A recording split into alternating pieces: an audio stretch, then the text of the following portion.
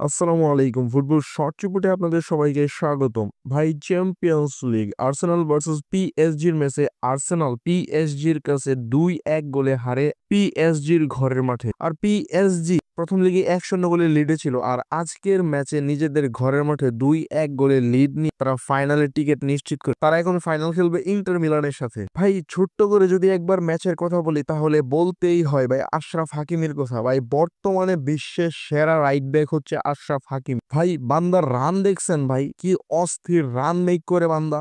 আশরাফ হাকিমিকে ভাই আমি যখন বল দেখছি ভাই নিচে, তখন আশরাফ হাকিমি নিচে, যখন বল উপরে তখন আশরাফ হাকিমি উপরে, ডি বক্সের ভিতরে ভাই একদম স্ট্রাইকারের মতো অবস্থান নিয়েছিল আশরাফ হাকিমি পুরো ম্যাচে। আর আশরাফ হাকিমি কিন্তু একটা দুর্দান্ত শটে একটা গোলও করে। ভাই ভাই পিএসজি ম্যাচের শুরুতেই লো ব্লকে খেলা শুরু করে, আর আর্সেনাল এই সুযোগে অনেকগুলো সুযোগ মেক করে কিন্তু ভাই কোনো কনভার্ট করতে পারেনি। আর্সেনাল পুরো ম্যাচে জিজি ডোনারুমার কাছে ধরা খেয়ে যায়। ভাই, ইতালিয়ান এই বাজ পাখির কাছে তারা বারবার ধরা। ভাই, ম্যাচের শুরুতেই মার্টিনালির যে কয়েকটা শট সেভ দিয়েছে জিজি ডোনারুমা, ভাই অস্বাভাবিক ব্যাপার ছিল ভাই এই সেভগুলি। জিজি ডোনারুমার এই অতি মানবিক পারফরমেন্সের কারণে আজকে পিএসজি ফাইনাল খেলবে। ভাই, ম্যাচের প্রথমার্ধে ও ব্ল্যাকের নেওয়া একটা শট ডোনারুমা যেভাবে সেভ দিয়েছিল, তার হাতে কিন্তু ব্যথাও পেয়েছিল। অবশ্য সে সেই চোট নিয়ে পুরো ম্যাচ কন্টিনিউ করে। ভাই, কি দ্রুত মুভমেন্ট তার, কত দ্রুত রিয়াক্ট করে ডোনারুমা। ডিবক্সের ভিতরে হাকিমির একটা শট যখন আর্সেনালের ডিফেন্ডারের হাতে লাগে তখন